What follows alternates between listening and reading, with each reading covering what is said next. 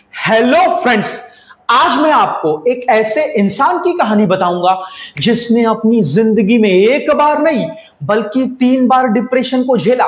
अगर आप इस इंसान की कहानी को सुन लिए, इसकी कहानी को समझ लिए कि कैसे इसने अपने डिप्रेशन को मैनेज किया और कैसे यहां से बाहर निकला, तो आप भी अपने डिप्रेशन को ठीक करने के लिए तैयार हो जाओगे। आपके भीतर भी एक समझ आएगी कि भाई कैसे इससे बाहर निकलना है। ध्यान से सुनना। वो नाम क्या है?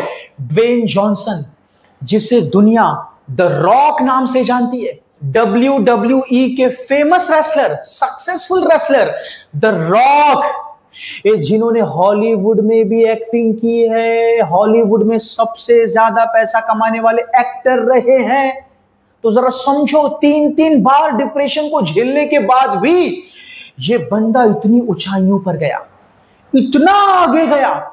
ध्यान से सुनो, ड्वेन जॉनसन यानी रॉक को जिंदगी में एक बार नहीं 3 बार डिप्रेशन पकड़ा।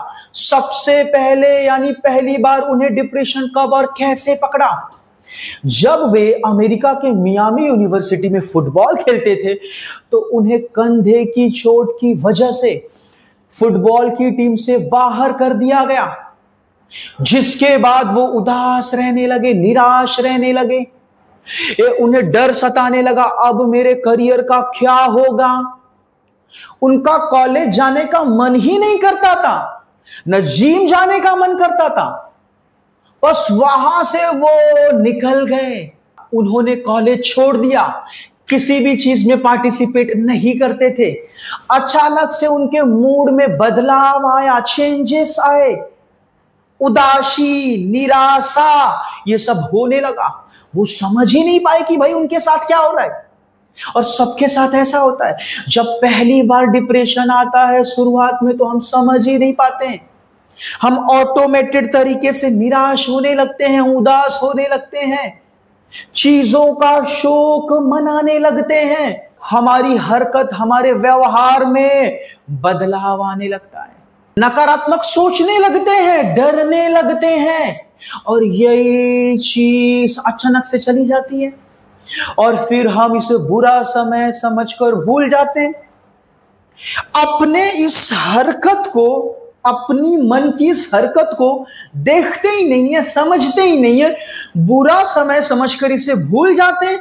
ये सब ऑटोमेटेड तरीके से होता है, लेकिन फिर यही चीज आगे चलकर फिर से एक बार अटैक करती है। और ड्वेन जॉनसन के साथ भी यही हुआ।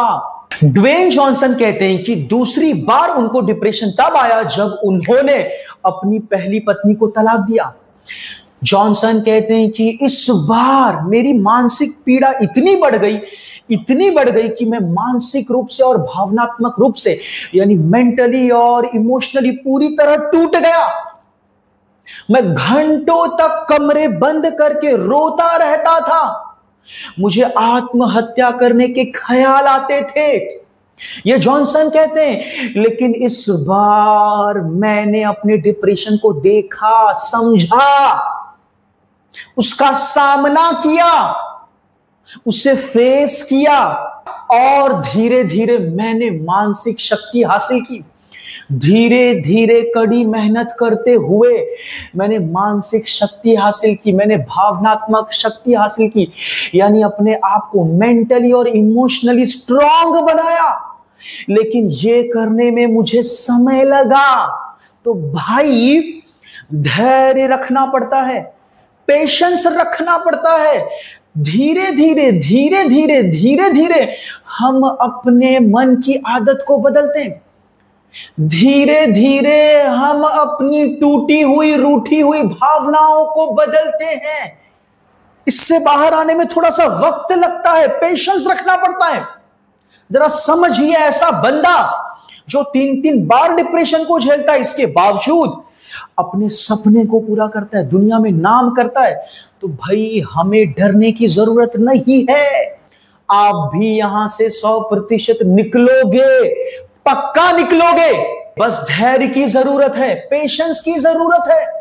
धीरे धीरे अपने डर का सामना करो। एक साहस पैदा करो उसके सामने खड़े होने की, लड़ने की नहीं भाई, उसके सामने खड़े होने की। धीरे धीरे एक साहस पैदा करो, धीरे धीरे अपने डर और विचारों को देखने समझने का साहस पैदा करो। तो आप धीरे धीरे यहां से निकलोगे, पक्का निकलोगे।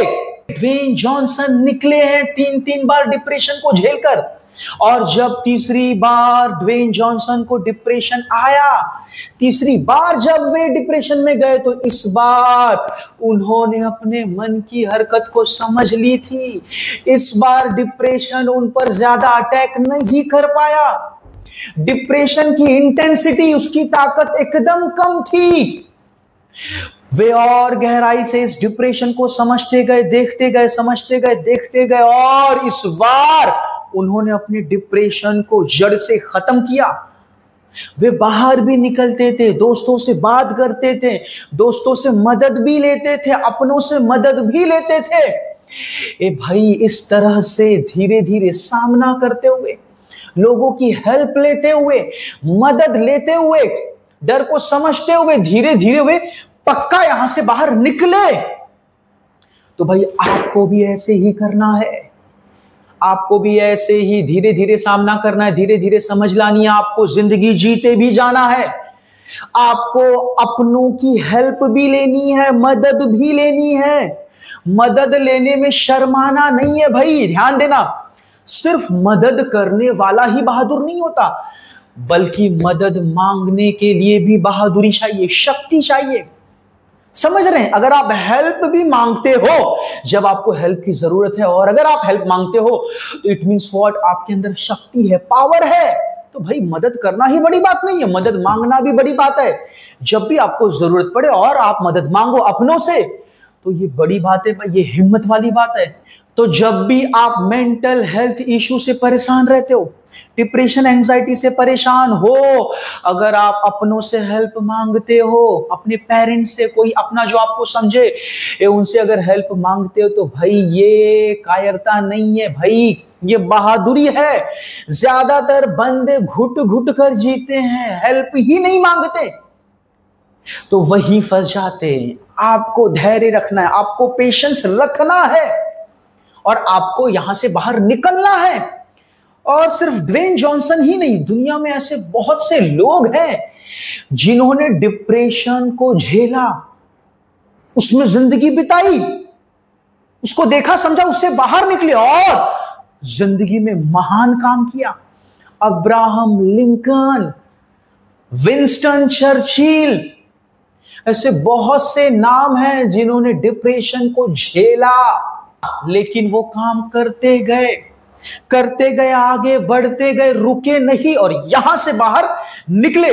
तो आप भी 100% यहां से बाहर निकलोगे, मैं आपके साथ हूं। एक से एक प्रैक्टिकल और जबरदस्त कंटेंट लाता रहूंगा, और आपको यहां से निकालने की पूरी कोशिश करूंगा। बस आप चैनल से जुड़े रहें, चैनल से जुड़े रहें।